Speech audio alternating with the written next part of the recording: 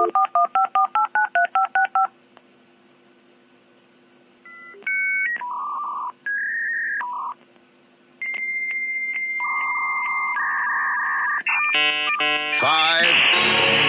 four, three, two, one.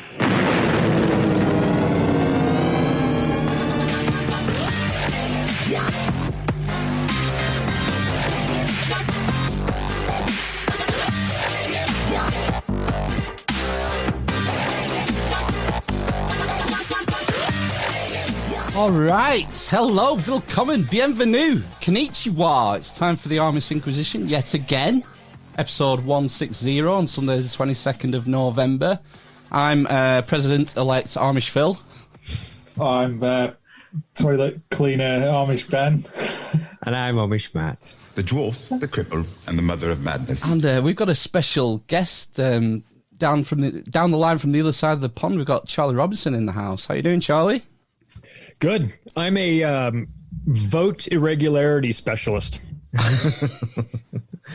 Well, you've got plenty to go at the moment, haven't you? There's lots of. My hands are full. If you don't know, Charlie is the host of Macroaggressions on the Iconic Network.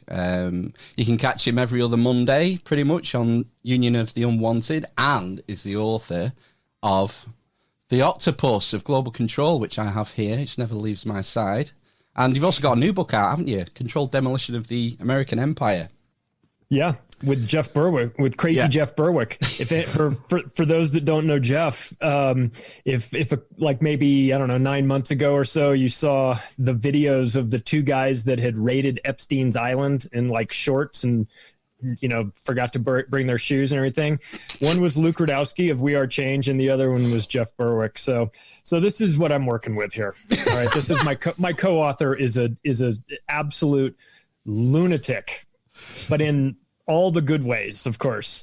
And so we put our heads together and came up with this book, The Controlled Demolition of the American Empire. We released it on the Friday right before the elections here in the U.S. And on election day, which was Tuesday, it became a #1 bestseller. So we're thrilled for that. We love the irony that our book goes to #1 when they are, when everybody's getting in line for this big election, they're going to vote extra hard this time because they want their guy to win.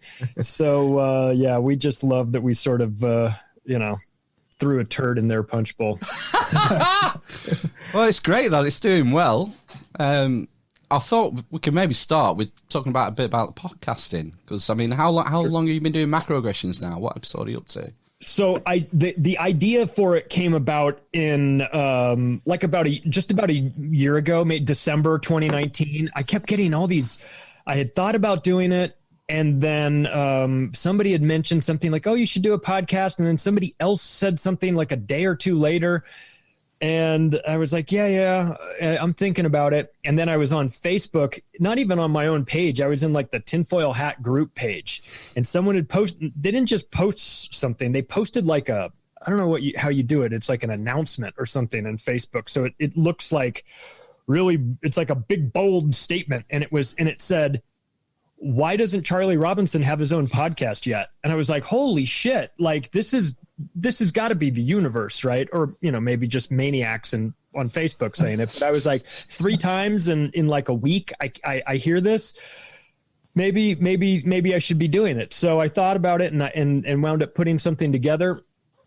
I have a guy that helps me to engineer it, and it launched the first week of March, right when all of the COVID situation kicked off, and people wound up like kind of forced into their houses. So I'm on episode 75, I think. I've been doing 2 a week, and I love it. I love doing it. I love interacting with other people and having them on my show and talking about crazy shit and getting into the details about what's really happening, or speculating about it at least. And it's just been a really fun outlet. So I do one show in a week that's just a monologue only episode, and then I do another one where it's an interview, and I just have interesting people on. So yeah, that's cool. So yeah, that's good going 2 a week. I mean, that's a lot of people might think, oh, all you do is turn the microphone on and start talking, but there's a lot of work that goes into producing that stuff. So yeah, that's good going.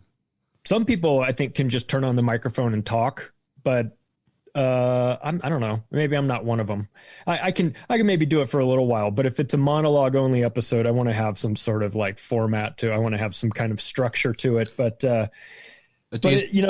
And what a trip that it launched right when everyone in the U.S. at least was like being forced into their homes. So that was why I was surprised that it did so well right off the bat, was because I was like, God, this is amazing. This is great. And someone's like, hey, you should look at Chartable and you can see where your podcast ranks. And I was like, oh, well, my podcast will be, number 2 million, for sure. Went on there and looked, and in the U.S. it was number 8. In the government section. I was like, what? Well, how is this happening? And then I was like ahead of Alex Jones, and I was like, this can't be right. This thing's got to be broken. And then someone told me, no, well, it's not really like that. Like the way it measures things, it doesn't measure necessarily your total audience, but it measures like your trajectory of like how you're growing and where it thinks you're going to go. So you're not really beating Alex Jones. I was like, okay, good. Because if I was beating Alex Jones after like a month, then we would have a problem. Yeah, so, who knows how happening. Who knows how iTunes works it out? There's all sorts of weird black magic goes into that algorithm, I think. But and a guest every other week. Are you allowed to say who you just told us coming on next, Charlie? All right, keep the short. I don't want to jinx it too much publicly. Oh, yeah, good. But it'll be someone that would be fun to hear talk about how they see the insanity of the world. Yeah, absolutely. Keep your eyes peeled, eavesdroppers, for someone who might be landing on Charlie's podcast very soon. We'll tease it and leave it at that, shall we? Yes. Shall we? What about Union of the Unwanted? Because this is something again that's fairly new, and that's fantastic. Sort of. I love the what do you call it? Like the ethos behind it, the way everyone gets together, and then it's open source and it gets shared around. We had Ricky on our show like 2 months ago. Oh, and we just run out, so we didn't get time to talk about it. So maybe now would be a good chance, because you're one of the driving sort of forces behind it as well, aren't you? It was an accident. It wasn't anything we intended to do. It was a group podcast with me and Ricky Varandas from The Ripple Effect, and Sam Tripoli from Tinfoil Hat, and Midnight Mike from OBDM, which is, as you guys know, my favorite podcast of all time. So the four of us were doing a show together, and Mike made a comment. We were talking about censorship, and he said, we are like the Union of the Unwanted. And I was like, oh, that'd be a great name for a band, And Mike has been in bands and everything. So he was kind of, he's just kind of joking about that. And then afterwards, we realized that it would be kind of cool if we opened this up and had more people on and invite some people and maybe we can make this a bigger thing, and we'll call it, we should call it the Union of the Unwanted. That'll be funny, because we sort of made that up. And so we sent out, Ricky mostly sent out the invite list to a bunch of people, and our first big official Union of the Unwanted show had like 30 people on this Zoom call. And it was like James Corbett and Ben Swan and Conspiracy Farm and those conspiracy guys and all of us, of course, and Grammarica, and I mean it was a mess. Frankly, there were so many people that it was like there was too many. But we had this idea that if we could get everyone to sort of like mute their microphones in advance, and we have some sort of like process where, in the chat, it's like, hey, Ricky's typing, he's going, you're next, you're after that, you're the so we were trying to kind of control it. We've pared it down now, so it doesn't get to be more than like a dozen of us, and even that's a little big, but we've had so much fun with it, just having this big group podcast of people that we like. We tell them in advance, you come in whenever you need to, and you can drop off the call whenever you need to. You don't need to announce yourself or give us any sort of excuses. And they usually go for about 2 hours, and we talk about a variety of subjects. This last time we had Roger Stone on, which was funny because Ricky's like, I think I got Roger Stone to show up. I was like, okay, well, I'll believe it when I see it. Let's see Roger. And Ricky always delivers whenever he says he's got someone. They're like, they show up. Maybe not exactly on the episode he says they're going to be there, but they show up eventually. And sure enough, Roger Stone was there, and he couldn't log in correctly on his phone. He was trying to do it on his phone, and then he had to drop off, and he moved to like somebody else's computer. And then the name that came up was like Enrique Iglesias or something. I forgot what it was. But everyone was like, "What the fuck is Roger Stone doing? Does he think he's like undercover or something?" I was like, No. He's using somebody else's Zoom. That's why it's got somebody else's name. But so we've just been having fun doing that, just getting a bunch of people together and seeing what comes out of their mouth.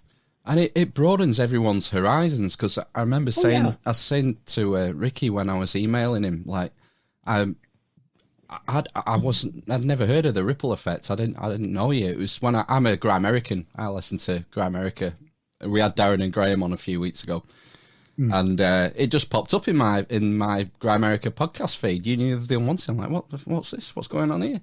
And then that introduces you to all these different people and different characters. So, and it's constantly evolving. Yeah, it's constantly changing. We're like Spinal Taps with the drummer. We just keep bringing new drummers in, but we've got a bunch of them. Monica Perez exploding at the end. Monica Perez isn't coming this week. She's had a freak gardening accident. Did she have a gardening accident? No, that's a Spinal Tap joke. Oh, is that okay? I was going to say, because I know it's funny you say that, because I know Monica has like chickens and stuff, and she has like a whole like a legit garden going on, and she's talking about the chickens getting knocked up all the time, and it's really funny. So I thought maybe she did have a gardening accident. Yeah, no, that's cool. That's cool. What about books? Let's talk a bit more about the new book, Controlled Demolition. Sure. I'm hoping my mother-in-law is going to get it me for Christmas. So tell us a bit more about it. What's going on? Well, it came out of this podcast I'd done with Jeff Berwick back in the summer of 2018, where we were, I was promoting the Octopus book, and we got done recording, and we just were talking off air, and he's saying something along the lines of, it's all coming down. The whole system, it's all coming down. And I was like, yeah, okay, yeah, and I'm like, elaborate, and he's like, the financial system, this and we got in this really good discussion, and he said we should work on something together. I mean, we sort of see this same thing coming on the horizon. We should, maybe we should write about it. I said, that sounds like a good idea. Let me think about how we could structure this in a way that makes sense. And so I wound up, out of the country for a little while, and I was thinking, I think I have it. I kept going back to that statement he said about it's all coming down. And I thought, well, like a building, like the controlled demolition of a building, the way you would take down a building. So, and of course, when I think of taking down a building, I think of 9/11, I think of all those buildings. And so I said, well, why don't we do this? Why don't we make it so that it's like we use like the building metaphor to try and explain how this is going down. So we've got things like the chapters are like a rotting foundation, and pre-weakening of the building, identifying support columns, rigging the detonators, pushing down the plunger, clearing out the debris. So all these things that you would go about doing for an actual high rise, like the pre-weakening of the building, what they do is they go around and they find like the major support columns, and they leave those alone, and they go around and cut all like the secondary support systems. So the building will still stand up, but it'll just have less support when they decide to take it down. So we describe and compare something like that, like a pre-weakening of the building, to things like the trade agreements like NAFTA and things that the United States signed, which doesn't really destroy the economy right away. It just sets like a 25-year fuse as your manufacturing is all being outsourced out of the United States and over to Asia. Your supply chain is dependent on Asia. It you lose all these blue collar jobs right in the heart of America that depended on all this. And so it doesn't destroy the country right away, but it does a really nice job of softening it up for the time that when you want to take it out, you've already destroyed the middle class. You've already destroyed manufacturing and things like that. So that was the concept behind it. That was the format. How we're going to explain how this thing is coming down, and then, the symbolic pushing of the plunger. And what happened was that we got to the point where it was just about done in March, and the corona situation kicked off, and we were like, oh man, we need to stop for a while and see how this plays out, because this is so relevant. It's going to have to be in there. So we gave it about 5 months. We watched how that was playing out, and then I said, I think we've seen enough. And so we then wrote a bunch more and went back in and sort of infused it through the book so that it was even more relevant. So that the name is The Controlled Demolition of the American Empire. The subheadline, title is From the Founding of the Federal Reserve to 9/11 to the Coronavirus Panic. So we were able to sort of encapsulate a couple of these concepts in there and explain. Really, we started off by explaining just empires in general and how they sort of follow this very predictable cycle where they everything starts off fine, but by the end it's what we have now, which is like bread and circuses. And we have coin, like in the old Roman days, they did this thing called coin clipping, where they'd take like a gold coin and they'd cut like little pie-shaped triangles all around the edge of it and collect all those little pieces. And they do it to enough of those coins, scrape it all together, melt it down, and make it into a new coin. So they were debasing their currency back in the Roman era, like the way the Federal Reserve does now. And so we showed that how all that stuff works, how nobody trusted their version of the news, the media back then. There was, the politicians were stealing everything that wasn't nailed down. So there's a lot of similarities between how these empires in the past had ended and where we are right now. And it's kind of like that, like when you see a map and there's a pin that says you are here.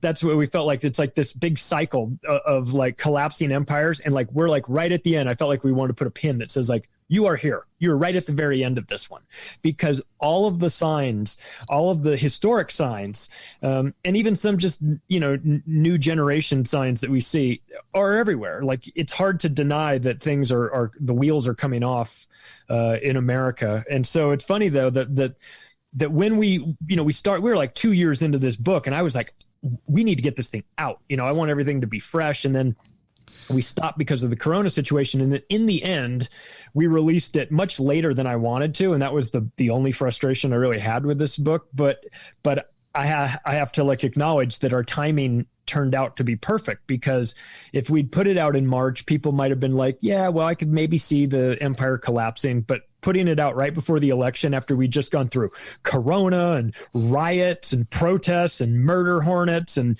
fuckery with our election and all this stuff, we put this out and everyone's like, oh, controlled demolition of the America. Oh yeah, that should happen next week. It was so relevant that people really connected with it, and it just kind of took off from there. Yeah, it's a fantastic analogy to use, and it looks like this might be a common theme in your books, Charlie, because the octopus is the other sort of analogy that you built your first book around, which I found really useful in sort of grasping how all these different things work together. Yeah. And to be fair, that octopus symbology was not mine. I didn't come up with that. It actually came from, there's several people. Danny Castellero wrote a book called The Octopus, and he wound up getting killed for it. There's a quote that I put in the book from John Francis Hyland, who was the mayor of New York City in 1922, and he's talking about this sprawling octopus with its tentacles in the banking industries and the media and the courthouses. And he goes on to say, "Let me escape from mere generalizations. I am talking about the Rockefeller Standard Oil interests." So he described them as being this octopus, but the concept of an octopus has been around for well over 100 years with writing. So I didn't come up with that, but to me, in the way my brain works, it it made it easier to break it up into 8 chapters, each one being, 8 core chapters with each one being a different tentacle. And just coincidentally, the Controlled Demolition book is broken up into 8 sections as well. So it made it easier for me to sort of like just sort of compartmentalize each component of this. Like this is one chapter media, in the Octopus, it was like the media tentacle, and then you could just get all into it, and then scientific. And of course they blur the lines, but for the purposes of writing the book, it just makes more sense to make sure I just do it like one at a time. And it makes it more digestible for the reader as well, because I'm sure you, Charlie, could do an entire book on each tentacle, or a series of books probably on each tentacle. But the way it gives it more of an overview, and it's, I'd recommend it to normies like Amish Matt, who are sort of not gone on the sort of. I hate using the word conspiracy theory, because I feel like it's a stick that's used to beat people like me with. But yeah, I use conspiracy analyst, and I just say, I mean, because to be fair, there are a lot of conspiracy theories out there. A lot of we're speculating. We can get into, we can talk about hollow earth and stuff. I mean, these are crazy fun topics to explore, and there's theoretical components to that. But a lot of the stuff that I do, most of the stuff I do is not conspiracy theory. It's not theoretical. These are actual conspiracies. It's more conspiracy analysis. And so it's not so, I mean, there's plenty that you can focus on. We don't need to make up fake conspiracies. There's plenty of actual ones happening. So I try to stay in that realm of reality, but it's tough though, because it's reality, but it's not reality for a lot of people, because they've never heard of it. They don't know that these things have happened. They just assume that can't have happened. If it had happened like that, I would have heard about it on my nightly news. And it's like, oh, well, your nightly news is part of the problem here. They silence this. And that's part of the reason why that Octopus book was, the format of it was a little unique, when it's that I brought in quotes from over 500 different people that had some sort of role or had an interesting opinion on these important events. And what wound up happening was that you hear a lot of the words of people that you recognize, and you're like, oh my God, I never knew that guy said that, or what a dick, like like Jacques Cousteau, by the way, is saying like, oh, we need to remove 250,000 people from this planet every single day. It's a terrible thing to say, but it's just as bad not to say it. And it's like, what? Like that's what Jacques Cousteau said that? Oh my God, what an asshole. And so there's a lot of stuff in there that like people are like, oh my God, I didn't know that. And so it's like, when you talk about these massive conspiracies, and somebody doesn't really know or care much about it, they just assume that it's crazy and it's not true. And because if it was this big of a conspiracy, surely I would have heard about it before that.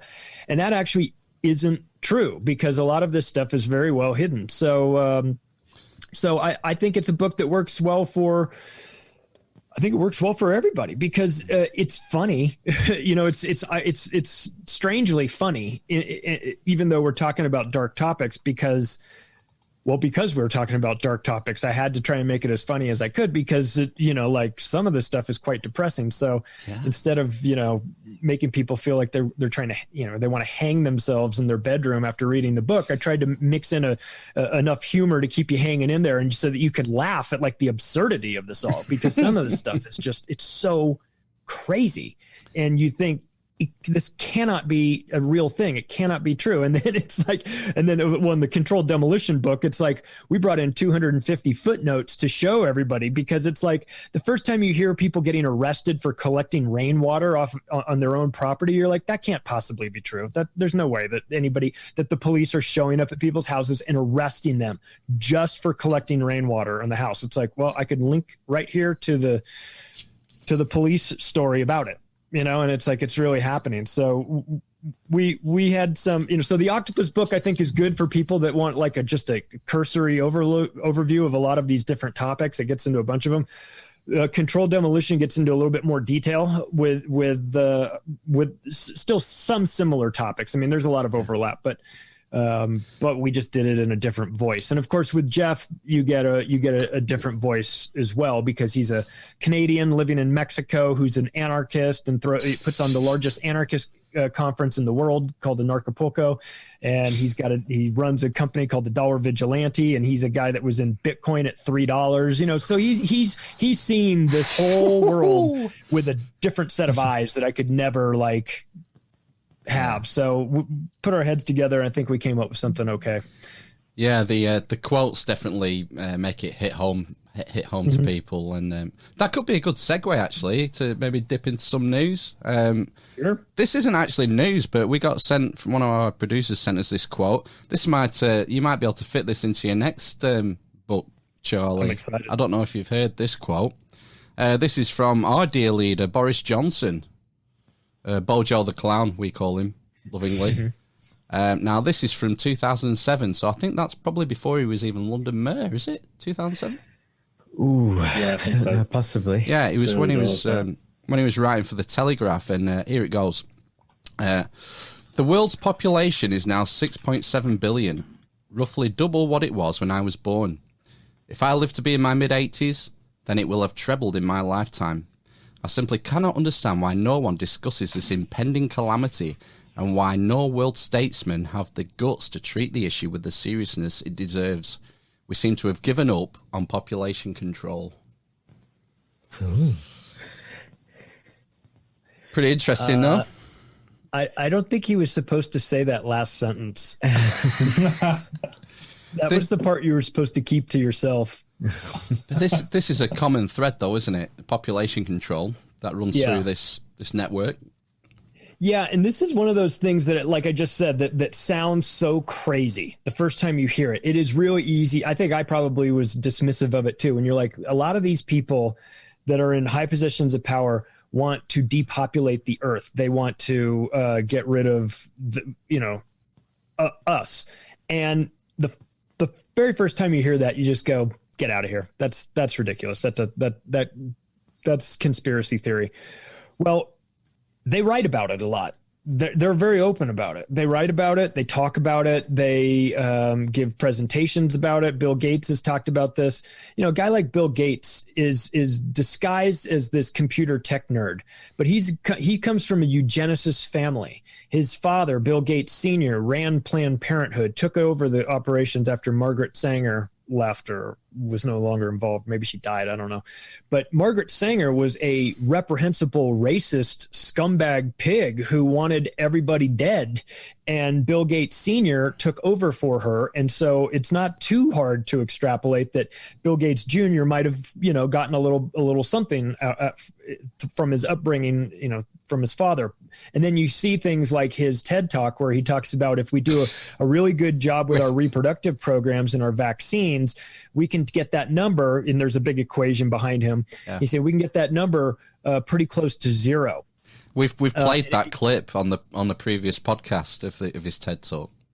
Yeah, so he's talking about he said we want to get the number down to as close to zero. If we do a really good job with our reproductive services and vaccines, we ought to be able to lower that number by about 10 or 15%. So my question is, if you do a really good job with your vaccines and your vaccines are really good at keeping people alive, shouldn't that number be going up by 10 or 15%? Shouldn't his comment be, if we do a really good job with our vaccine programs, that number will go up by 10%? He didn't say that. He said it will go down. He's talking about getting rid of people. He's not just talking about getting rid of people. He's been thrown out of India for giving 496,000 children paralysis from his polio vaccines. So he's no longer wanted in some parts of the world, and America is celebrating him. So there is a depopulation agenda. After you get over like the initial shock of that, then you can, then it's like, all right, well, now let's analyze this. There's plenty of examples of these people. I mean, Prince Philip wishing he would, saying when he dies, he wants to come back as a deadly virus. Yeah. I mean, they hate us. They hate our guts. They've erected statues the Georgia Guidestones about this. Yeah. And the law number 1 was to reduce the population of the world down to 500 million in balance with nature. They don't want balance with nature. They just want all of us gone. We're taking up too much space on their planet, and they have a problem with that. So it's a very disturbing mentality. Yeah. But once you're aware of it, and you hear something like a Boris Johnson quote like that, once you're aware of it, you'll see them everywhere. You'll see comments like that everywhere from really prominent people too. The Queen and the head of the World Bank and Klaus Schwab and Bill Gates and all these people. They're very open about it. They say it's like we're trying to preserve humanity, so we just want there to be fewer people. And I say, who made you in charge? Like, why are we listening to you? I don't care. You want to depopulate let's start with yourself. Depopulating you. Yeah. Let's start. Henry Kissinger says that the world population should be reduced by 50%. I say, fantastic. Let's cut Henry Kissinger in half. Let's start there, because these guys are always advocating this. Ted Turner says that there should only be 500 million people, and that you shouldn't have more than one kid. How many kids does Ted Turner have? He has 5. Which ones have to go, Ted? Pick them. You know what I mean? So the hypocrisy here is like, it's staggering, and it's elitist driven, where they view us as cattle taking up space on their earth, and they'd like to get rid of us.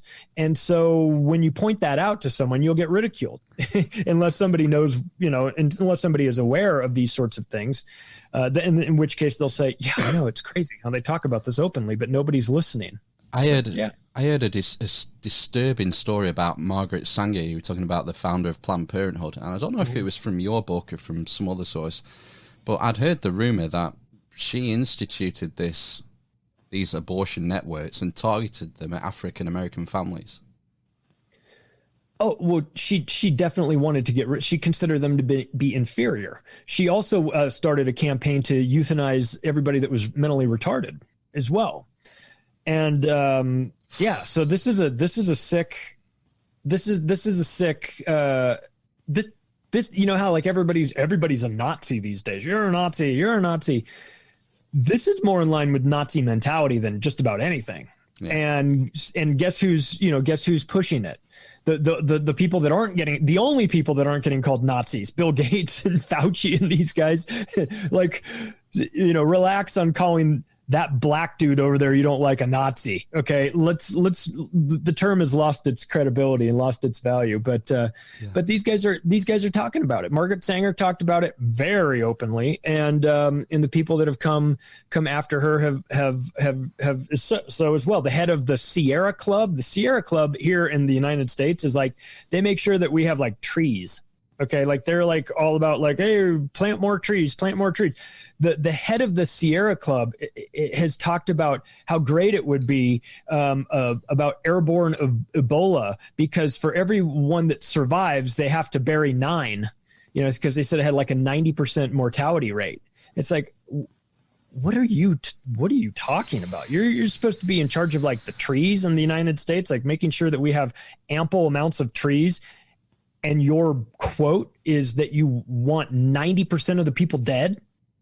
What is so? It's a strange philosophy, and it's held by a lot of people in high places. Like it's almost like it kind of needs to be.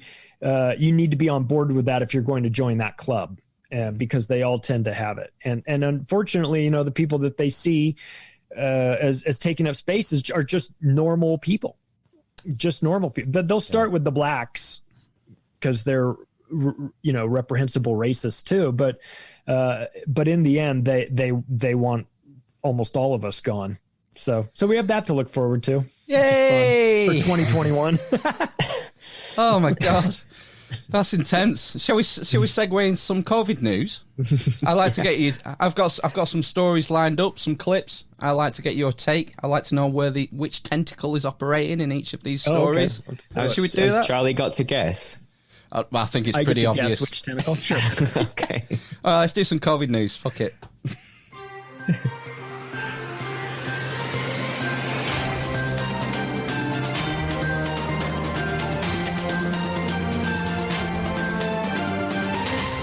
COVID-19 news.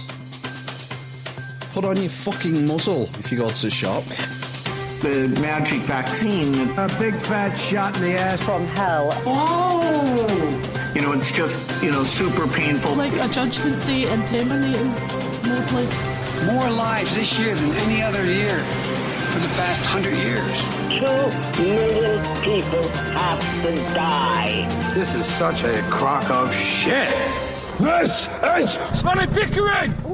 Right then, here's the first one for you, Charlie. Everyone's favourite governor, Gavin Newsom's hit the headlines this week. Oh, my word. And I've got a clip here from the Mal Baker show. The Mal Baker YouTube channel. He's a previous guest on the podcast. So I'm just going to let Mal explain what's going on, and then we'll get Charlie's thoughts on this. If I can find the right one. Here it is. But that's not the case with Gavin Newsom. Newsom broke his own rules so that he could have a nice night out at a $400 per head fine dining restaurant with an assembled group that included members of the California Medical Association and various lobbyists.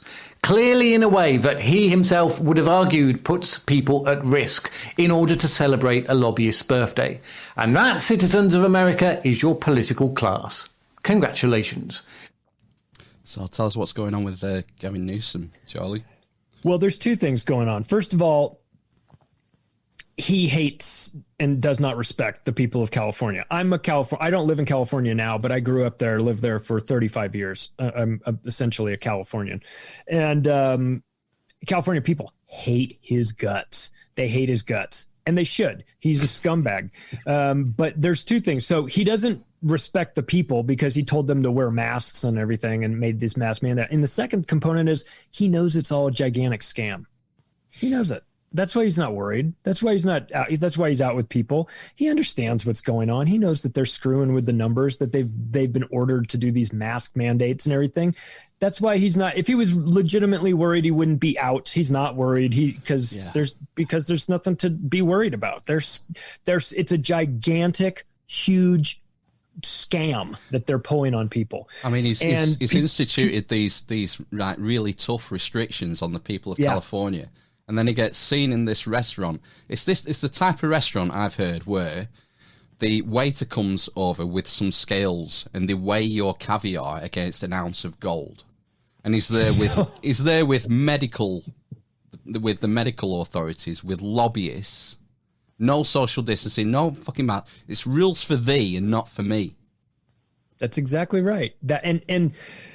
And what he's done to small and medium-sized businesses in California is devastating. I mean, he's not the only one, of course, but it's been devastating. And it's the thing that makes everyone in California so mad is that it's so inconsistent in his managing of this. Because if you go right now, they're having riots, or no, I don't know riots, but they're having demonstrations in Huntington Beach, which is in Orange County. Orange County was hit with huge hardcore lockdowns. San Diego County, which is just a little bit south, their people immediately started freaking out when they started to put the lockdowns on some of the on the businesses, and they backed off. So San Diego wasn't enforcing that. And so it's like some places are, some places aren't. They closed down. They made all these restrictions that many of these businesses had to be closed. If they weren't closed, they were going to get fined. Guess whose business was open? Gavin Newsom's vineyard in Napa was open. No problem. He kept that open. Got to pay the bills, right?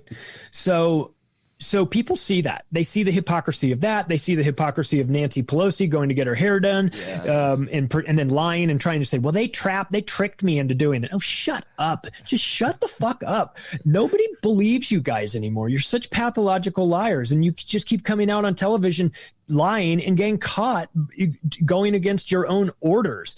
And so people are rising up, and rightfully so. I'm really tired of this. I'm tired of this political class trying to pretend like they're actually in charge of us. I mean, I'm as frustrated though with the general public, to be fair, that the general public, the majority of them just willfully take it and just go, fine, I'll lock myself in my house. I'll do whatever they say because I don't want to kill grandma.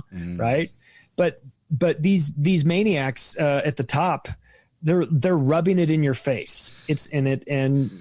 And so what are we going to do? We're going to sit around and just get mad at our Twitter feed, or are we going to actually do something about it? Twitter isn't real life. But relating to the octopus, I mean, I thought it was interesting that he was there with lobbyists and they were celebrating a lobbyist's birthday. I mean, this is definitely one tentacle, isn't it? The fact that your politicians are bought and sold before they even get into office.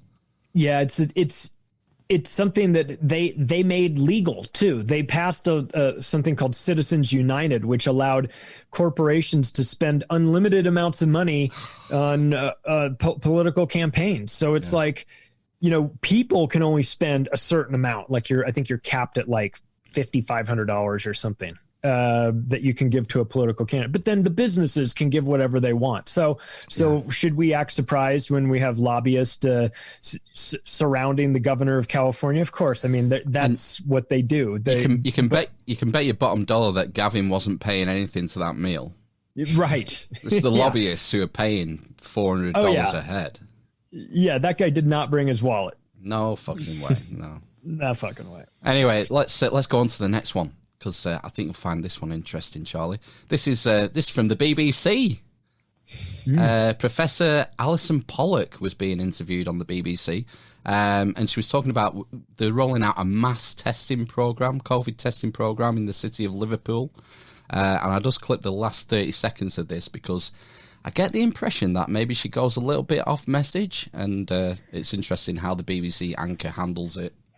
And the government's just spent £100 million for Liverpool buying something called Innova tests, which explicitly say they should not be used in community settings.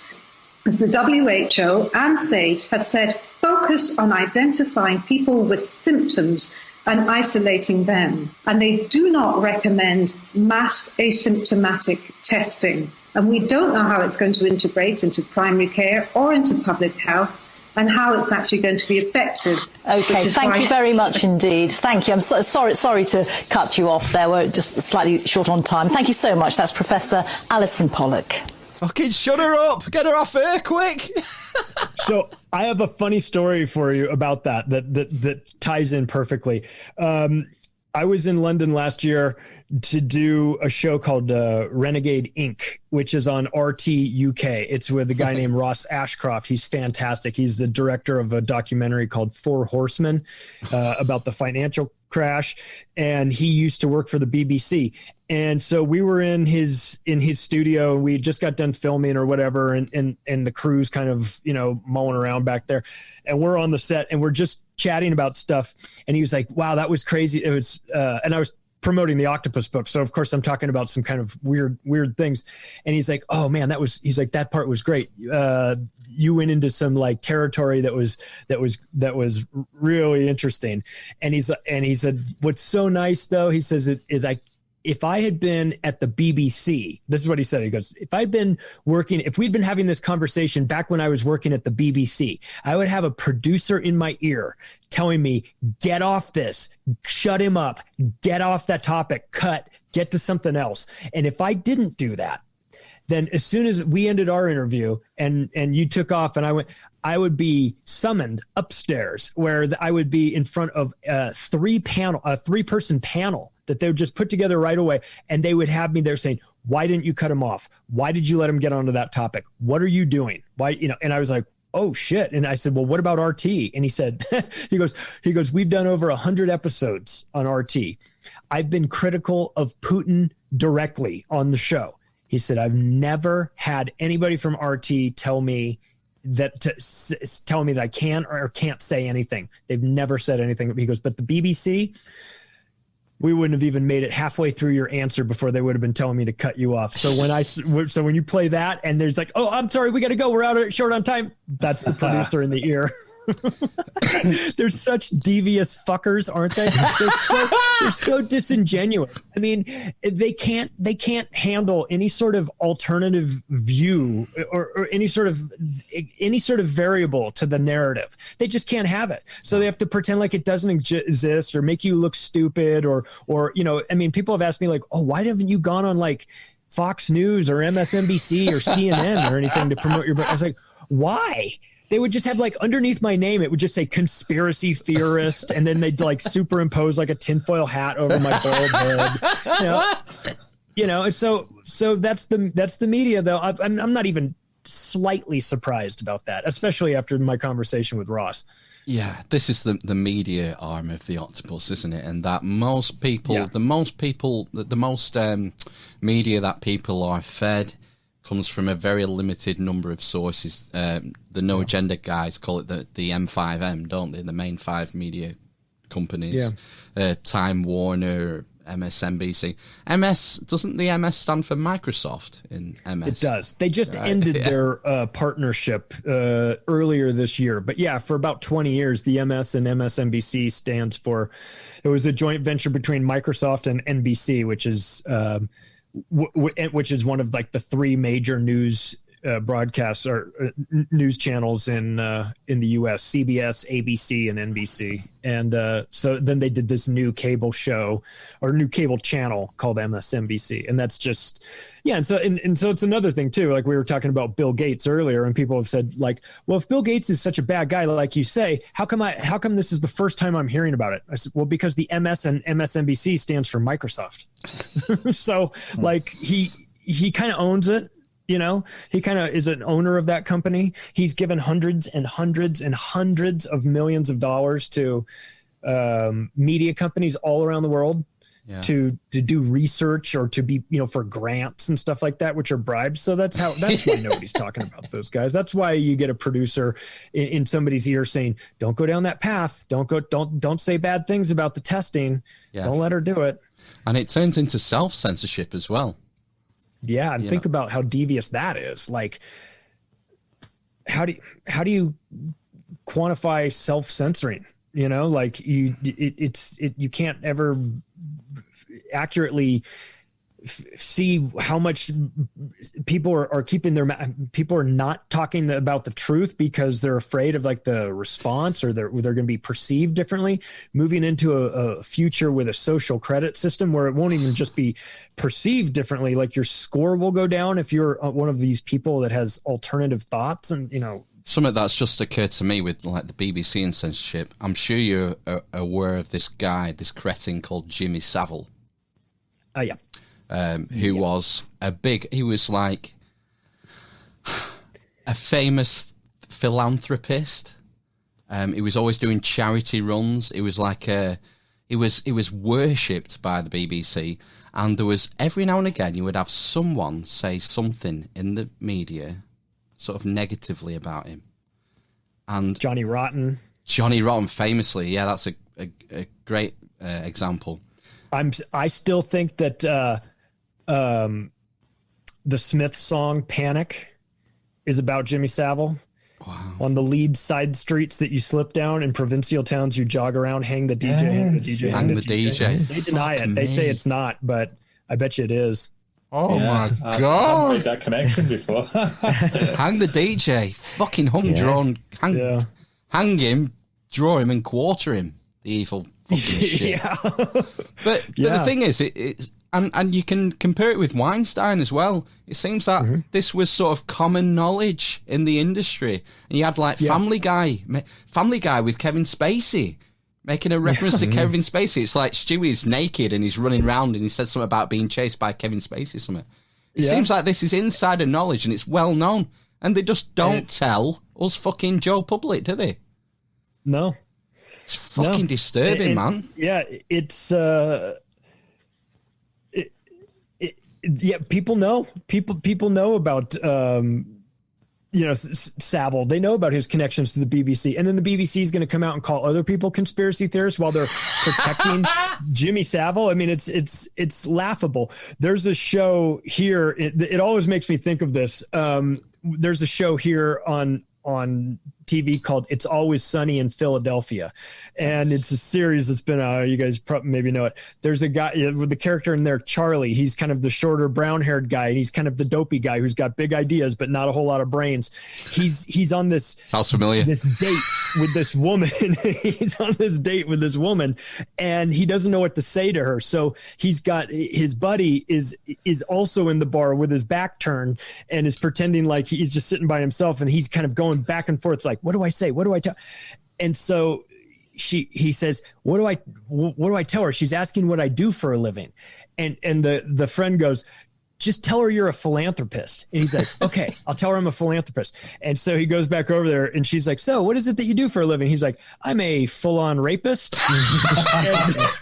and it makes me think of Jimmy Savile every time because they're like, he's a philanthropist. I'm like, more like a full-on rapist. Let's be honest here. So. Oh my God. All right, let's move on to the next tentacle. Because I've got another story. The mass debate has reignited this week. Because there's been a controversial study, the Danish study that came out this week, showing no statistical significance in mass wearing preventing you from getting COVID. And a YouTube channel, which I highly recommend, Unheard, the pop-up lockdown YouTube channel, did an interview with the author of the study, the Danish scientist, and I thought that this clip was particularly interesting, so check this out. Let me ask you about a slightly different thing, Professor, which is that when did you do the study? In April and May. Right, so it was quite a while ago, and there's been sort of stories circulating that you have been trying to get this published in various medical journals and that they have said no. What's the truth of that? That is correct. And I can say that we are very proud that we ended up in a really top-ranked journal, Annals of Internal Medicine, where we have had a very, very fruitful collaboration. They have suggested several additional analysis to really, really strengthen the message. Which journals said no? New England Journal of Medicine said no. JAMA said no. And Lancet said no. And why do you think? Did they give reasons? Or why do you think they said no? No, they didn't, and most often they don't. And he goes on to sort of, come up with some spiel in that, it wasn't a positive result that the journals are looking for. And lots of journals reject scientific papers and all this lot, but, the conspiracy theorist in me is thinking, well, maybe they just waited till after the election, maybe, to release it. Yeah. And this is like the scientific arm, isn't it, of the Octopus? Yeah, and science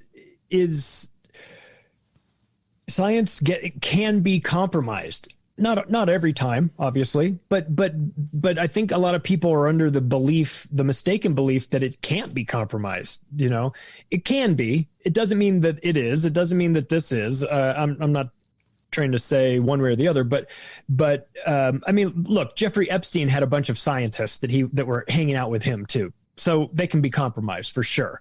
The mask debate is an interesting one because the contradictions from the agencies themselves are just really hard to reconcile. So like the CDC comes out and says, you don't need to wear a mask early on. Masks don't buy masks. The health professionals need it.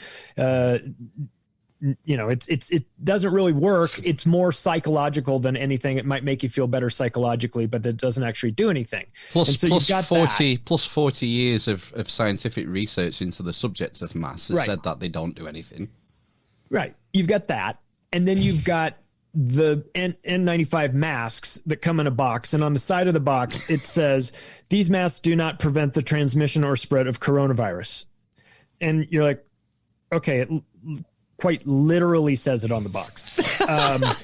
And then you go, and so this is March, and then you go through like April, May, June. All of a sudden in July here in the US, it ramps up. Everybody needs to wear a mask. You have to wear a mask. You have to. And I am of the belief that the reason why they started that up in July when which is not particularly flu season, the deaths had totally flatlined and bottomed out. It's my belief that they did that to create a visual representation of a virus that you can't see, obviously.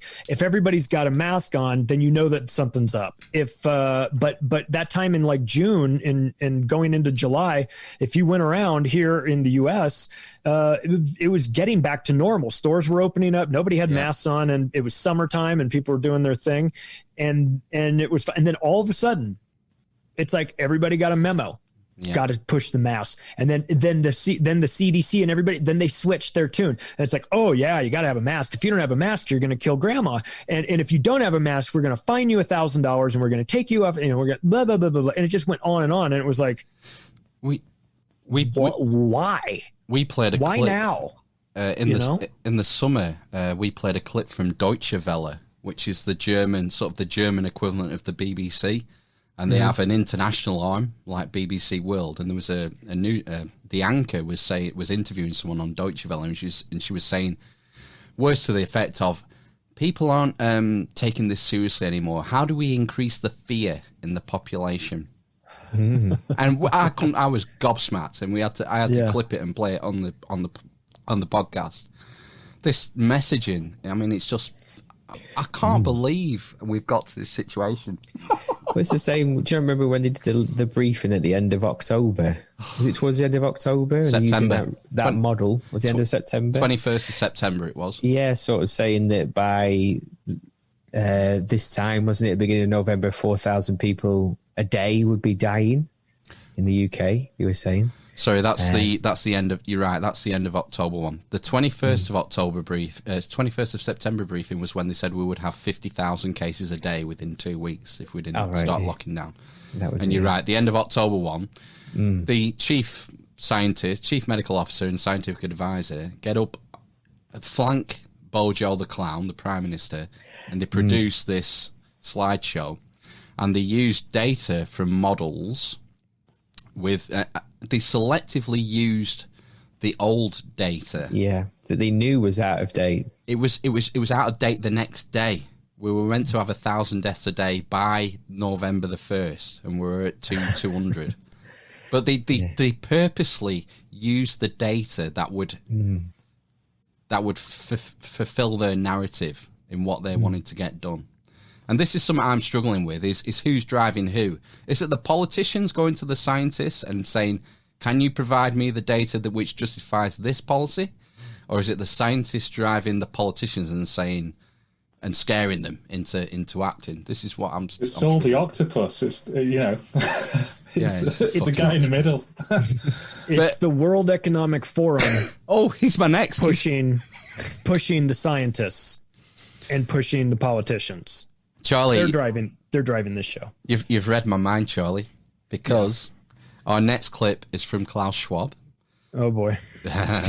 This is from this week. The king of the techno-fascists. As you said, he's the head of the World Economic Forum, and he gave us a glimpse this week into what we can expect in the future, which is pretty disturbing. Check this out. We all know, but still pay insufficient attention to the frightening scenario of a comprehensive cyber attack, which would bring to a complete halt to the power supply, transportation, hospital services, our society as a whole. The COVID-19 crisis would be seen in this respect as a small disturbance in comparison to a major cyber attack. To use the COVID-19 crisis as a timely opportunity to reflect on the lessons the cybersecurity community can draw and improve our preparedness for a potential cyber pandemic. That's new. Cyber pandemic. That's what we've got to look forward to. What? Is he talking what? Cyber pandemic he's talking about. That's what's coming next. Oh, right. Okay. Right. It's just fucking crazy, Charlie. Yeah. He sounds like an American guy doing a German guy Nazi accent. I would have this. I mean, a bit like Blofeld. So the World Economic Forum, when it started, there was a precursor to it. There was another organization that was started that was like the I want to say it was like the EEU or something along those lines. And it was started by a guy that was the head of Deutsche Bank from 1939 to 1945. He was literally Adolf Hitler's international banker. His component of Deutsche Bank dealt with raising funds internationally. So Hitler's banker started this organization and ran it till like the early 70s or late 60s, and then it merged and became this World Economic Forum.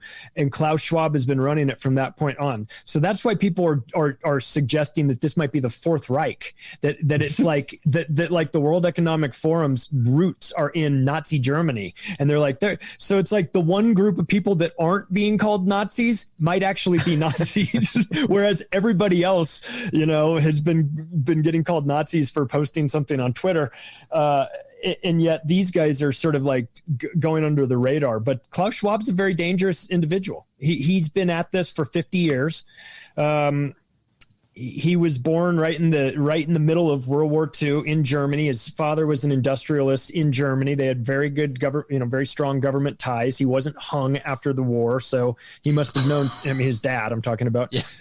He must have had some sort of connections, and so I think people should keep their eyes on this group. They're parading around this Great Reset with a slick marketing campaign, as they simultaneously, remember, these people were involved in Event 201 as well with the Bill and Melinda Gates Foundation. That's so Event 201's the 3-hour globalist circle jerk you can watch on YouTube. Right, where they role play a coronavirus outbreak that spreads across the world, and after 18 months destroys the economies of all the world and kills 65 million people. So they were the groups that were involved in running this simulation. And it just so happens that their Great Reset needs something before it will actually happen. It needs destruction of the current paradigm, the current world system. It needs a controlled demolition of the empire. In order for it to be built on the ashes, and also because people are like, if everything's fine and normal, like February of this year, if you try and sell them on this Great Reset, they're like, no thanks, I'm good, I don't need that. But if you've now wrecked the economy, forced everybody to wear masks, you got to go one direction down the grocery store aisle because the virus cares. You've been psychologically traumatized by the media. We have an election here in the U.S. that's still undecided. Every small businesses have gone out, have gone under. People are freaking out. Now you offer them a Great Reset, and they're like, "Okay, I'm interested. Tell me more." Yeah. But if you try to do this when everything is fine, then you can't. Your Great Reset will never be adopted. So they needed this. They need everything to be destroyed. And like, what a coincidence! The people that simulated it are now offering you the solution, the problem reaction solution, like in a nutshell, right here. Yeah, you've got the World Economic Forum, Bill and Melinda Gates Foundation, Johnson & Johnson, all the banks are there, insurance companies, the travel industry are there, role-playing this scenario. It's like... CIA is there. Well, they're everywhere, aren't they? Well, yeah, they're everywhere. That's true. I've not made my mind up on Amish Ben. I think he might be CIA. He looks like he might be CIA. I'm not sure. Get me out of here. Oh, fuck. Right, let's move. Let's go on. So, hang on. Which arm's that, Charlie? What would you relate sort of Klaus Schwab to? Where does he fit into the technology arm? Technocratic, scientific technology. Yeah, sort of technocratic. Yeah, it's a blurring, really. Yeah. It's this the big tech companies in conjunction with the government and big pharma. So it's like, let's be honest, three of the most dangerous components. And in the United States, with the Operation Warp Speed that Trump talked about, having the military involved with the distributing of that too. So then you would have the U.S. government, the U.S. military, big tech, and big pharma. Like the fucking four horsemen of the apocalypse. Yeah, the only ones missing is like Monsanto, although Monsanto is still kind of big, is sort of like big pharma, So it's a pretty weird situation, but But one good thing I will say, it seems like people are at least aware of this. They're starting to hear these terms like build back better. Like I'm hearing that more and more often. Where's that coming from? That's Joe Biden's slogan, don't you know? Oh, it's Joe Biden. He's going to build back better. Oh, really? He stole that from the World Economic Forum. It's part of their marketing campaign. He's part of this whole thing. So, and it's not just Joe Biden. Bojo the clown the other day had Build Back Better behind him. Emmanuel Macron, Gutierrez, who's running the UN. Jesus, it's almost like a conspiracy. It almost is. You know, I've started signing off my emails with Build Back Better at the end. So I want to get in on the ground level with the techno-fascists. That's right. You know? That's right. You got to be on the winning team. Right. No, you won't have to eat crickets like the rest of us. Yeah, it'll be grass-fed beef all the way for me. Yeah, for you. I'm in with them. Build Back Better. Fourth Industrial Revolution. Ben and I are going to be in a FEMA camp together. Okay, let's move on to another arm. This is not breaking news. I think this was yesterday or the day before. The UK announced this week that is banning the sale of diesel and petrol cars and vans. I've got a clip here from the BBC, our favourite broadcasting corporation, the BBC. Now, ministers at Westminster have unveiled plans for what they say is a green industrial revolution to hit the UK target of net zero carbon emissions by 2050. From 2030, the sale of new diesel-only and petrol-only cars will be banned. That's a decade earlier than originally planned. But some hybrid vehicles will be allowed. There will be more money for new nuclear power, including 16 mini-nuclear power plants, and a target to replace 600,000 gas boilers a year by 2028, and that's by installing low-energy heat pumps. To carry out these plans, the UK government has committed £4 billion in new spending. It says it's part of a broader £12 billion package, and it hopes that 250,000 new jobs will be created in the green sector. With more. So this is the Green New Deal, the Fourth Industrial Revolution, Build Back Better, all these slogans we keep hearing. How does this play in, Charlie? This is part of a carbon tax agenda that they have laid out. This comes from something, this is an example of not conspiracy theory, but conspiracy analysis, because it comes from their own writings. The Club of Rome put out a book in 1971 called The Limits to Growth.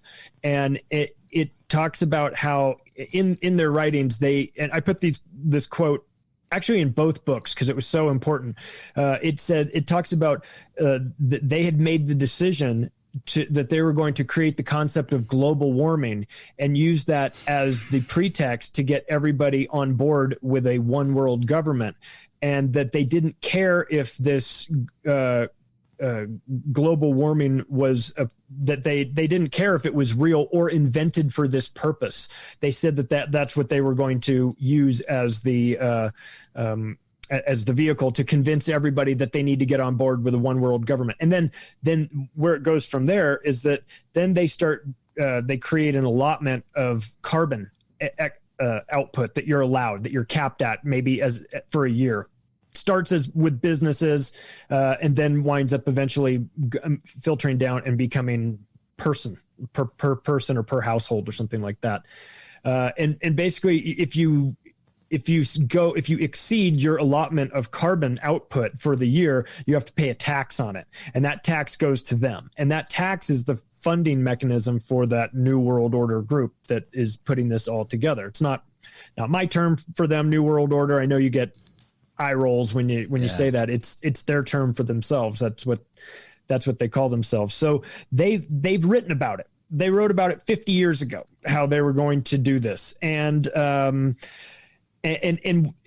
problem is, so if I say this is climate change is a scam, everyone goes, you hate the planet. It's like, well, hang on a second.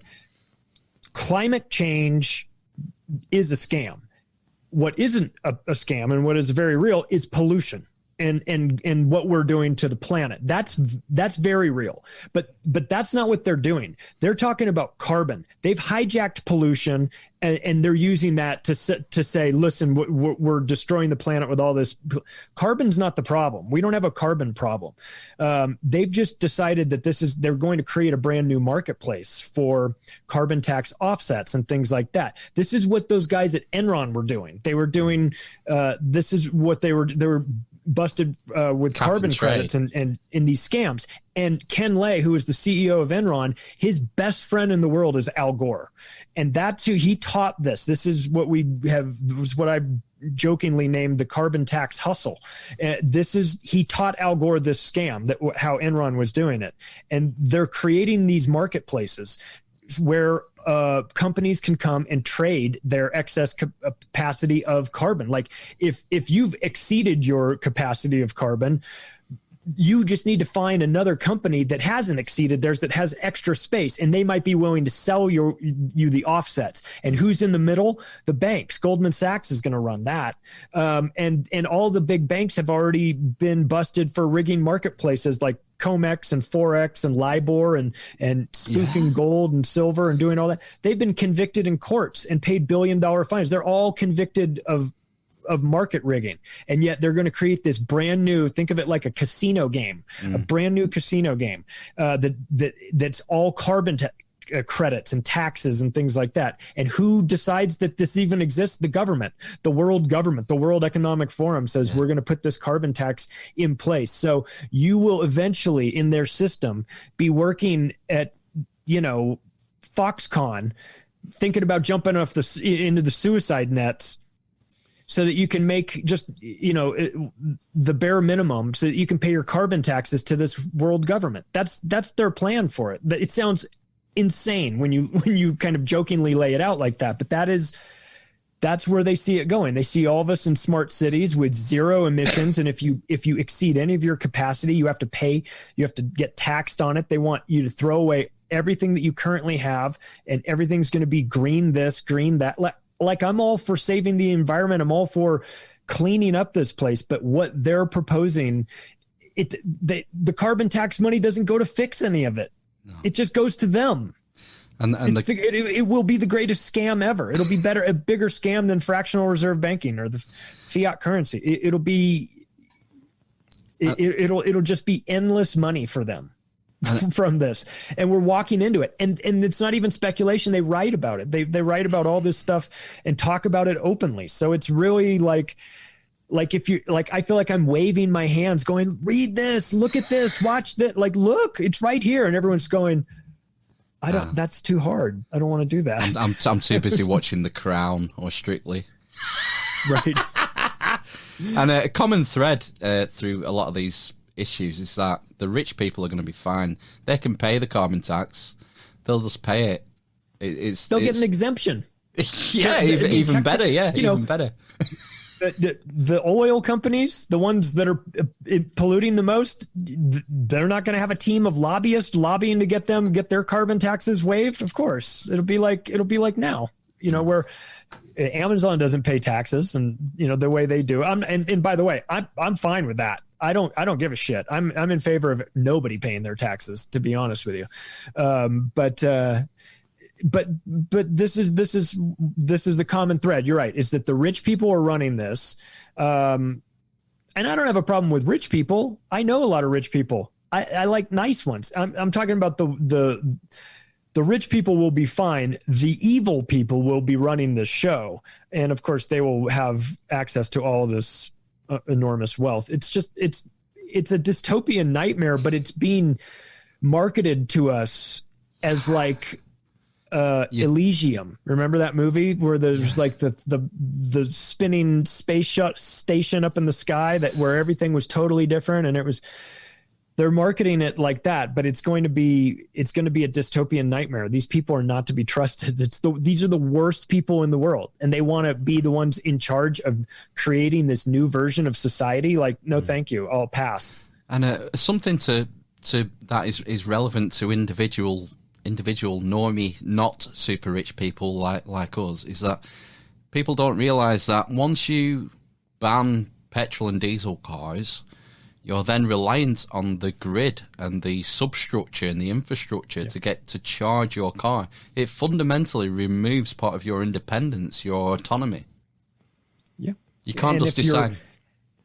And if you've got a social credit system component, which is something that they're openly talking about, World Economic Forum is talking about it. Shenzhen, China actually has it implemented already. Well, then if your social credit score goes too low, maybe you're not even allowed to charge your car. Yeah, fuck you.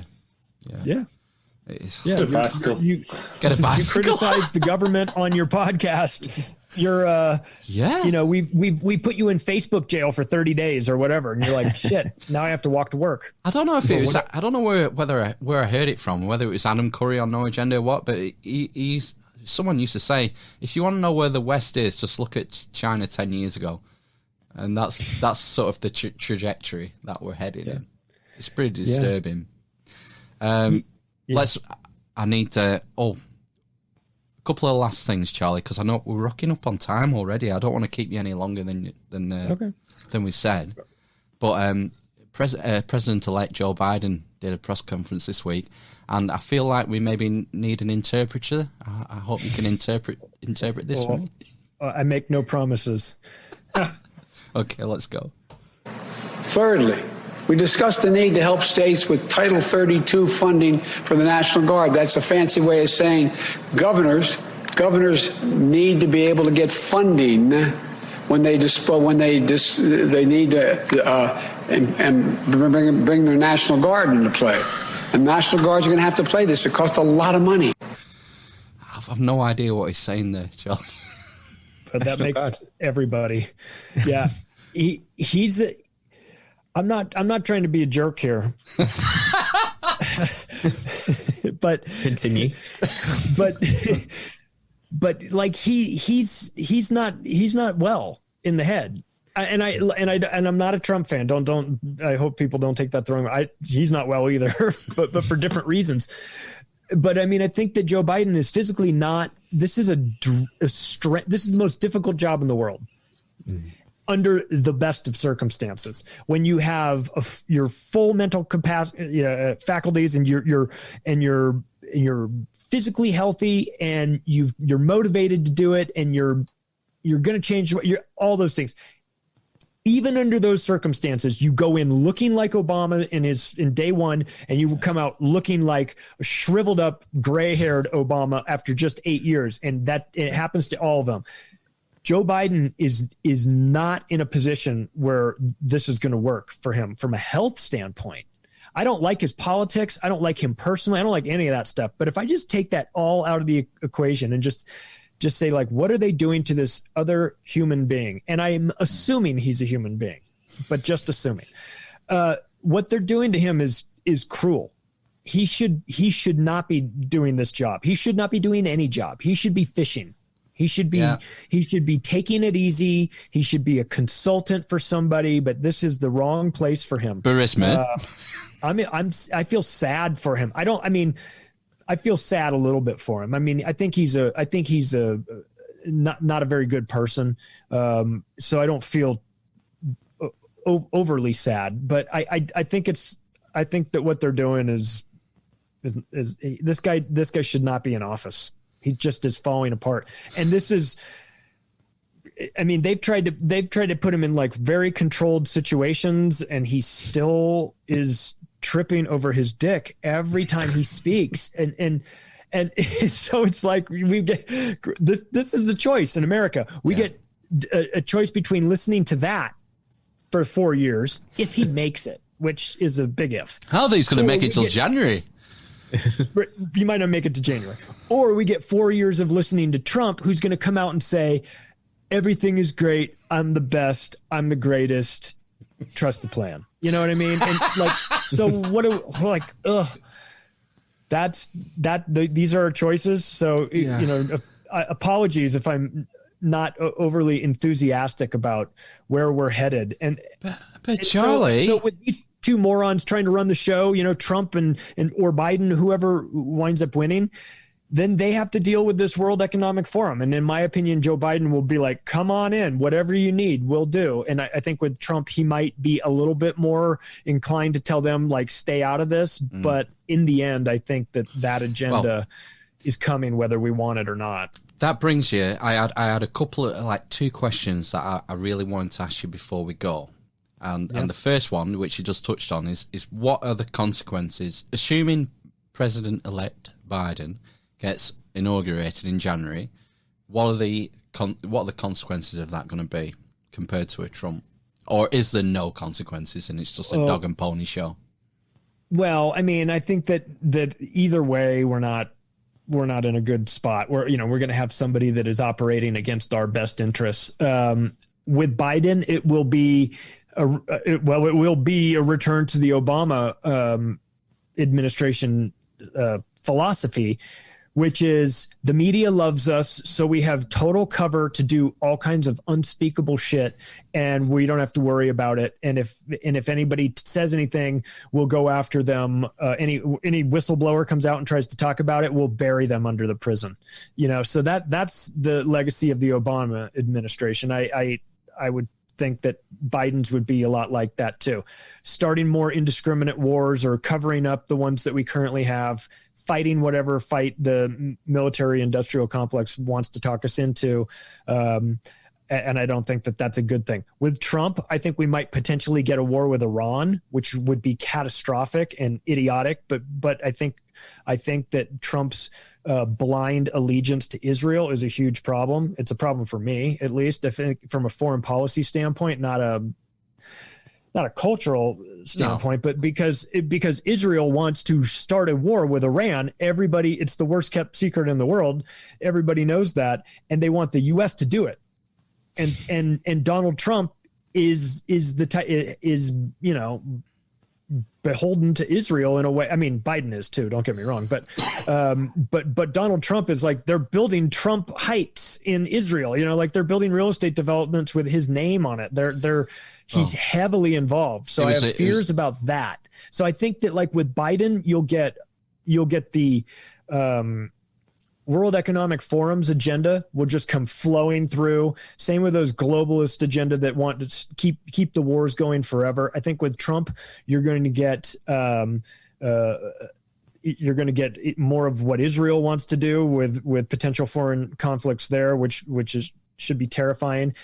You might get Operation Warp Speed with the vaccine, which is his idea to have the military roll it out, and that is extremely dangerous. I don't like that. So we're in a situation where either way, we're going to get agendas that are against our best interest, but they're just going to be it's just like a different flavor of insanity, but it's still insanity either way. And it's just, but I'll tell you one thing that'll be different though, is that is a difference between the two, is if Trump becomes the president after Biden has claimed victory and then say it falls apart in the courts or it falls apart because of the courts, and the courts say, you know what, in actuality, Donald Trump is the winner. If that happens, and I think there's a very, very slim chance of it, but if it does happen, then the next 4 years are going to be the left, the liberal class, or the liberal people in the United States are going to lose their fucking minds. They are going to come unhinged, and you'll see way more social unrest with that than, say, Biden, because the right, even though they're pro-Trump, they're not crazy like that. They're not that Antifa type of brand of insanity that's just like unable to control themselves, screaming into the sky, when Trump won and all those funny videos of like women like losing their shit. If Trump wins, we're going to have 4 years of social unrest. If Biden wins, we won't have as much social unrest in that standpoint, but we'll have all the World Economic Forum's plans, and that is just as bad. So heads we lose, tails we lose. You lose a little bit faster. Yeah, exactly. Right. Last question, and then we'll let you go, right. Charlie. Going back to controlled demolition, the new book, and I just wanted to play devil's advocate here for a minute and ask you: would it be a bad thing if the American empire collapsed? No, actually, it wouldn't. It's funny because we, like when you turn on your nightly news and they give you a, they lie to you about something. It's always wrapped with a fair amount of truth. It's just one word or something that's the lie, and it changes everything. And so when we think about like the American empire coming down, and they talk about all the things that, when the World Economic Forum talks about all the flaws in our current system, and this, this whole thing is we've got all these problems. They're right. They're right. There's parts of this empire that need to go away for sure. The question is who's offering to build it back, and it's like whose hands is the gun in. It's not so much that the gun is bad. It's the intention of the person. So I don't trust the World Economic Forum to build back better and do all that stuff. But I am in agreement that we do need to make some major changes with the way things are done. So I'm open for that. Very much so. And we talk about how the American empire going away isn't to say that America goes away. It's the way that the Soviet Union broke apart in 1991, where they were sort of where in order to preserve Mother Russia, they let go of their hold on all of these satellite countries that they had. And it was broken apart because of a 10-year endless war in Afghanistan, which the America has now doubled that. They had their current currency manipulated by outside interests. Their media was everybody knew it was propaganda, Pravda. I mean, we joked about it in the 80s. And the politicians were stealing everything in the Soviet Union that they'd get their hands on. The oligarchs came in to help loot the place. All of those things are being done to America right now. All those same tactics are being used. They're running the same playbook. So when the American empire goes away, it's not to say that America goes away, much like Russia didn't go away. It just loses its control of things. It loses those 1,000 military bases around the world. It loses the petrodollar arrangement or the world's reserve currency arrangement or the SWIFT banking system arrangement that they use to lock countries out that don't do what they want them to do. Like they can lock out Iran or use that to put sanctions on Venezuela or countries like that. All that stuff goes away when the empire goes away. And I would say that's a good thing. So it's not exactly that this is all bad. It's just that we have to be careful with the reconstruction, who's in charge of that, because if we don't know who those people are, then they're going to be building a version of reality that works for them, but maybe not for us. So the controlled demolition of the American empire is coming. It's in the process of happening. And hopefully when it's done, we'll learn from some of the mistakes that we had made in the past, and we won't do those things again. But unfortunately, a lot of the times the people that are living through the ends of empires are the last people to recognize it. It's always, they never saw it coming. So that's my biggest fear, is that with this massive change of society, there's going to be a lot of people that are hurt by it. And there'll be a lot of opportunities as well, but there will be a lot of people that are unable or unwilling to adapt to the new changes. And there's going to be a lot of pain on the horizon. And we don't take that lightly. And we don't say that with any, we're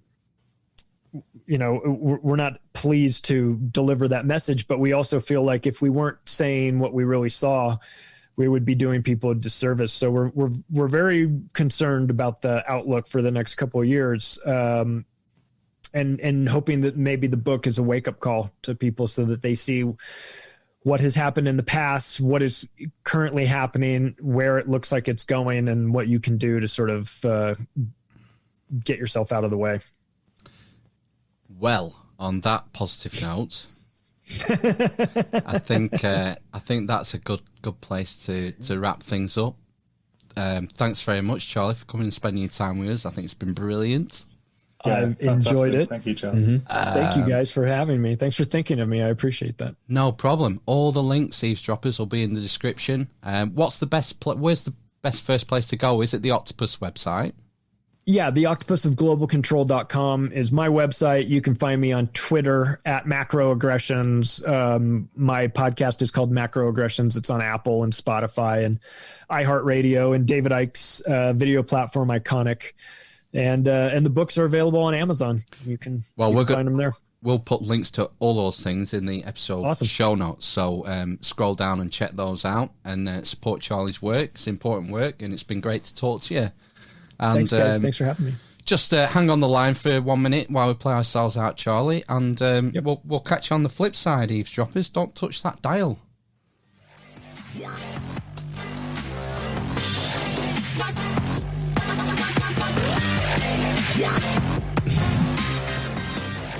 Right, then we're back. The dwarf, the cripple, and the mother of madness. That was our chat with the legendary Charlie Robinson. What do we think of that, boys? Nice guy. Excellent. I liked it. Superb. I might even read that book, Phil. I will lend you the Octopus. Yeah. The new one out, did he say? Sorry? Yeah, it came out, didn't it? It came out just before the election, didn't it? Yes. So the destruction of the American Empire. Controlled demolition, of the American Empire. Yeah, it's just only been out a couple of weeks. It's hot off the press. It's number one bestseller on Amazon. Yeah. It'll be on Audible yet, will it? Yes. I listened to him on Grimerica. Yeah, he does. I'm pretty sure. Now, did he say that it's got an audio version? Yeah, I think he did. Darren had a go at him and said, "Why didn't you come to us to do the Audible version?" Get Graham to narrate it. So the Audible books will be out there. I'll be getting it this Christmas, all being well, from the mother-in-law. So that'll be my New Year reading, presuming we're still alive. It's great. I thoroughly enjoyed that. I thought he was a brilliant guest. Tons of Sorry, I've just on the off chance of putting Charlie Robinson into Audible, and the first book that comes up is a paranormal erotica box set collection. So maybe you can get him on for that. Might ask for that for Christmas. It doesn't come up if you put his name in. He's not listed as the primary author on Amazon. It's the other guy, Jeff. What's he? Yeah, Jeff Berwick. Jeff Berwick. Yeah. He co-authored. But if you just put in the controlled demolition of the American Empire, then it comes up. It will come up. You will find it, and the links will be in the description. Right. Shall we move on? Housekeeping. Housekeeping.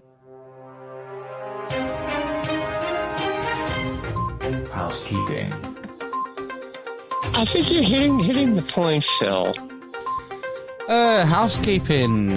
Become a producer and support the show. How do I become a producer? I hear you cry. I know. iTunes review. Yeah, that's a good one. That's a good one. Send us things. Stars, one at a time. I said send us things. Yeah, you can send us news clips, media. You can send photos, arts, gifts, assorted ephemera. Yeah, I think we'll get a PO box, and you can start sending us things in the post if you like as well. Yeah, memes for Instagram always come in handy. Just anything, just your time, and your most valuable asset. Yeah, just stuff that helps us with the show. What else can you subscribe to the YouTube channel? Because more and more of the episodes are becoming visually exciting. Oh, right, okay. Are you going to do something tonight? Such as Dave Matheson. That is a prime episode where you want the visual aids. Yeah, I know. We're recruiting so many subscribers now. People better hurry up, otherwise there won't be room to subscribe to us anymore. Yeah, it gets full, doesn't it, YouTube? Yeah. Before we get banned anyway, and we have to go to BitChute or Rumble or whatever. I think in the last week we've added almost 5 subscribers on YouTube. Wow. So, check out the YouTube channel if you want to see that's almost 10%, though. So check out the YouTube channel if you want to see how the sausage is made. You can email us at thearmousedinquisition@gmail.com. Stalkers on social media. All the links will be in the description. The merch. Check out the Amish loot chest. Yeah, buy. Get yourself a Current Grape t-shirt or literally a communist hoodie. Yes. They are fairly reasonable quality as well. Yeah. Actually, I'd Have wear it on them. good authority. I'd wear them. Yeah, maybe we should get some samples for Christmas. Yeah. And don't forget we your could run face competitions, couldn't we? If we were, clever like that. Yeah. And don't forget your souvenir, put on your fucking muzzle face mask. Mm. You know. Big seller. You won't be needing them after you've got your freedom pass. So, get them now. Get them used. What's the number one way to become a producer? Toss us a fucking coin. Toss a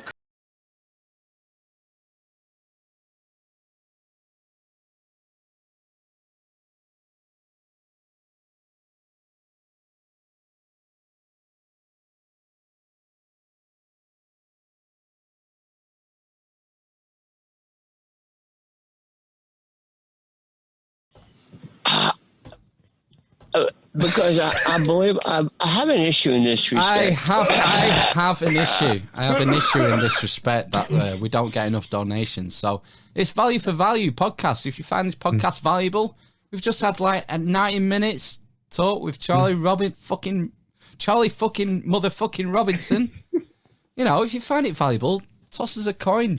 Repay some of that value forward.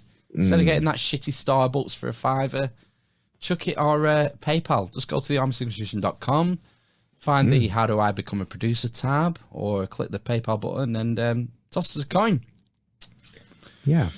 Right, let's thank the producers for episode 160. We have Gav Scott, Nomi Nosnodge, The Corrector, Aaron Lavray, TG, Nick Hall, Tambarista 2020, Joe Smith, Panhead, and Anon. You are so amazing in your love. They are. Yes, they are. So amazing. Yeah. So amazing in their love. Thanks for your support for another week. You're literally the best mates. Literally. The best mate. I've been coming to terms with the fact that I'm a Marxist. Because I'm literally a communist. I got hairy cunts. Because I'm literally a...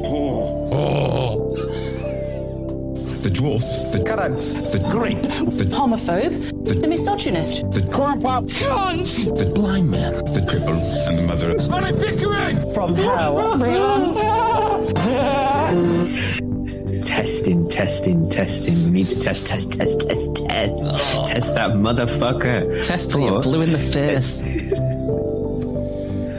Yeah, thanks for your support for another week. It's been great. Another good episode. Let's finish with some funny stuff, eh? Time's rocking on. That won't stop for some reason. Do you know, Charlie was running a little bit late and I got on the wine a little bit early. And I won't lie, I'm struggling to hold it together. Fucking hell. Do you know JVT? Do you know who JVT is? Justin Van Tam? Van Tam, yeah. Justin? Okay. Jan Van Tam? Jonathan. Is it Jonathan? So Jonathan Van Tam, is he a Deputy Chief Medical Officer? Medical, I think. He's something, isn't he? He's either Deputy Chief Scientific Officer or Deputy Chief Medical Officer.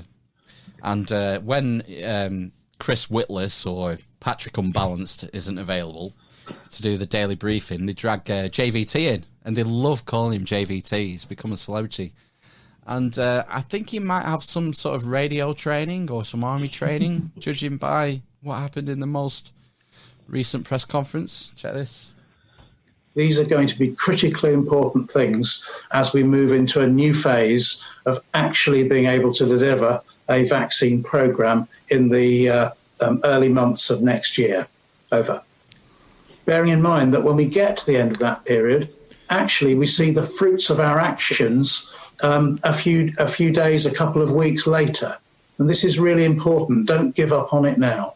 Thank you. Over. Thanks very much. Do I accept that sometimes when you're on the glide path, you can have a side wind and that the landing is not, totally straightforward, it's totally textbook? Of course. And this is the real science world that we live in. But yes, I think we're on the glide path. Over. Will be 1 or 2 or 3 weeks. It won't be very long at all because we intend to move with as much pace as we can possibly muster. Over. Thank you very much, Professor. Jeez, why, good buddy? He's on a video conference and he says over at the end of every bit he says. That's just weird. Unless it's like some kind of Whitehall etiquette that, because it can get a little bit like you start talking over people. They've agreed that you say over at the end of a conversation of what you're saying over. It's an in-joke then, because they've only told JVT this. I suppose they've just told him you're not supposed to do it when you're being interviewed by the media. It's the internal request, over. Do you know who he reminds me of, over? Who, over? Baron von Greenback from Danger Mouse. Over. Oh, wow. I didn't think you'd say it, but you said it. Yeah. Why wouldn't I say it? Don't know. Okay. Anyway, we'll move on from JVT. Katie Pierce, the teenager from Wales, has made a name for herself this week. Is it a teenager, or do you say the teenager? Katie Pierce, the teenager, she's 17, and she's from Wales. Did you not say a teenager rather than the teenager, though? I've no idea. I've drunk like 4 glasses of wine. Right, okay. Does it matter? Yeah, I think so. Which would you prefer, I say? I'd say a teenager, because the teenager kind of puts it across like, I should know. Yeah. Oh, I should know. It's, Katie Pierce, the teenager from Wales. Fair comment. Katie Pierce, a teenager from Wales, made a name for herself this week with this viral video. Things I just don't understand. The wind. It's titled Things She Doesn't Understand. Number 1 is the wind. The wind. Okay. What? Like, what is it? What is wind? I don't get it. Never will. Many. Why don't they just print loads of money off? Like, why? Like, then no one would be poor. I just don't get it. The world. How is it one of the smallest planets? But then 9 billion people live on it. And animals. And animals? Don't get it. How? Why? Electricity. I know it comes from the pylons, but how does it get to the pylon? How does electricity get to the pylons? Who knows? Katie doesn't know. I know this much. Like what? Bit confusing. We'll never understand that. The number 11. The number 11. Ooh. Why is it called 11 and not 21? Like 22, 33. 11. Who thought of that? Don't like it. I think she's got a point there. I think it should be called 121. 121, yeah. 121. 122. 123. I think she's some sort. Katie's some sort of savant, I think. Let's see what she's got to finish on. The ocean, how is it so deep? Why is it so deep? Don't get it. I just don't understand space. I just don't get it. Like, what? It just confuses me. Name of things. Who looked at something and was like, that's the sky? What? What? Yeah. Brilliant. She doesn't know what's going on. Philosopher for our time. When's she coming on the podcast? Do we need to have do we need paperwork to get an under 18-year-old on? Oh, yeah. I imagine. That's a difficult legal quandary. Maybe we'll skip on Katie Pierce from Wales. Shame, because I'm with her. It's one for the future. Yeah, me too. Yeah, I just don't get it. As far as I'm concerned, it's 1-1 from now on. 1-1, 1-2. I'm pretty sure that's how the Chinese count anyway, so it'll be the reality over here anyway in 20 years. 1-1. Right, last thing. I would like to formally throw my hat in the ring here. Ooh. Oh, hang on. I think I'm missing something. Phil, pad. Do you remember when Phil used to do notes for Future Phil?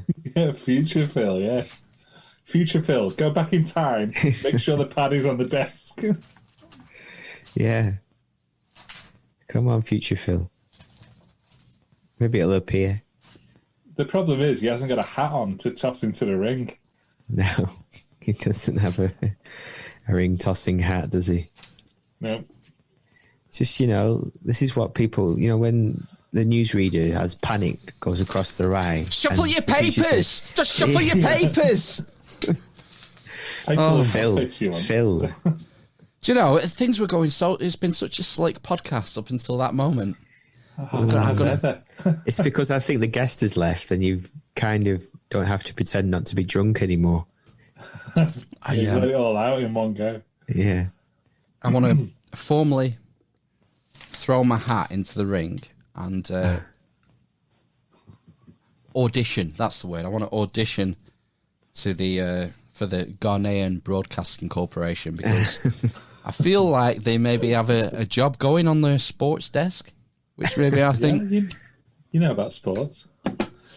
I think I can fulfill because there was a viral video that went around Twitter of the Ghanaian sport pundit reading out the football results. So what I thought I'd do, I'd break it down and I would read my bit and then we would hear the Ghanaian newsreader do his bit. I thought that might be entertaining.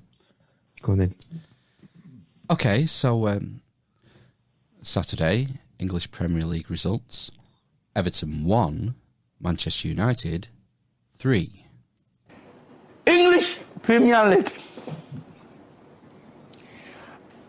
Everton 1, Manchester United 3.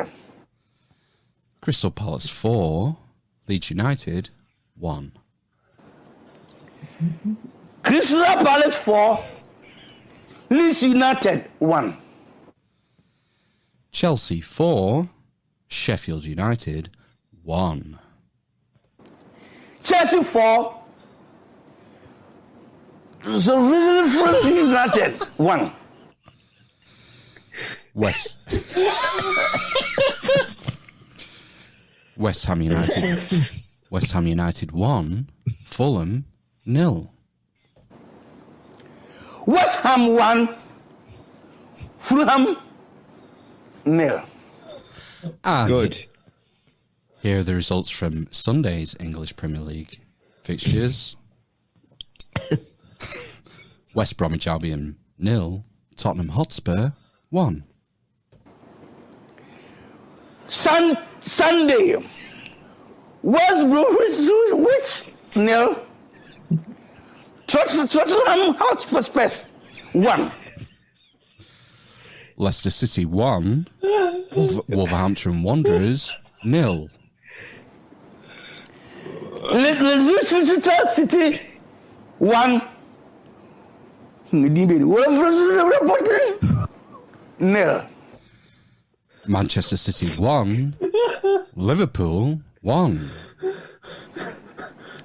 Manchester City 1, Liverpool 1. Arsenal 0, Aston Villa 3. Arsenal 0, a strong village 3. Arsenal.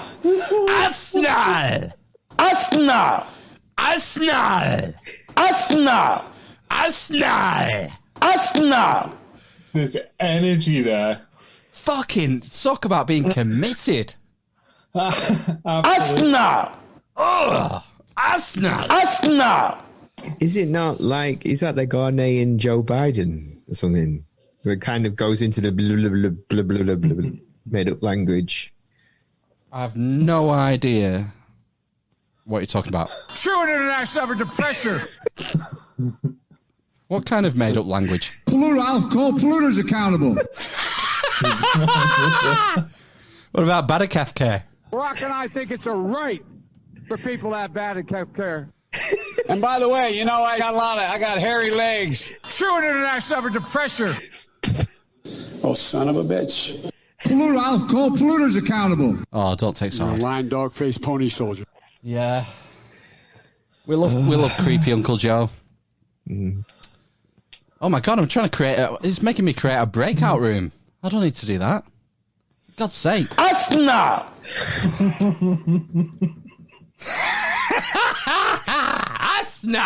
Did you see the video? Did you watch the video of that man doing the football? He just had like a bottle of Fanta on his desk. Yeah. Did you not see that? He's just have it's a mug, isn't it? It's a branded mug. Fill it with Fanta by all means, but it doesn't have the bottle of Fanta on the desk. Come on. No. Shocking behaviour. I think I can have that job. Yeah, I think so. I'm going to do it. Yeah. I'm not sure you'd have the same level of passion there, Phil. Arsenal! What's wrong with that? Arsenal! Perfect. Oh, shit. Fuck. That's what he's thinking, isn't it? Arsenal! Oh, shit. Fuck. I think this has been a superb podcast. Have we got anything to add before we fuck off into the night? No, listen to us religiously. And subscribe. Yeah. Shall we do one? Yeah, let's. Yeah. Arsenal!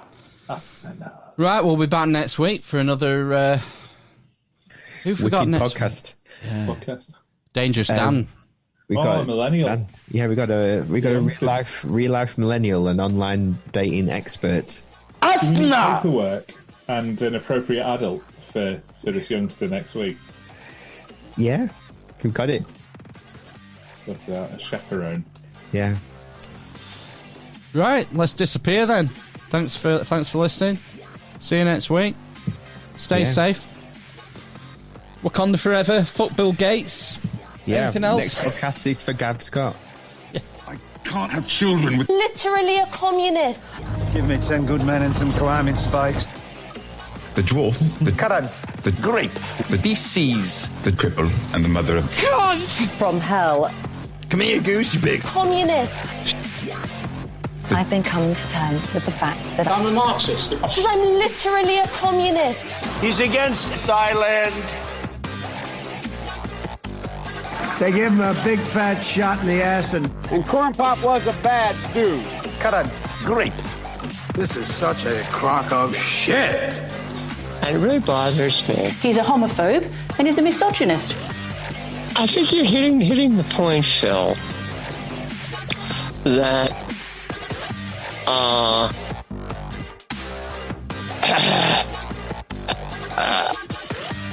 it really bothers me.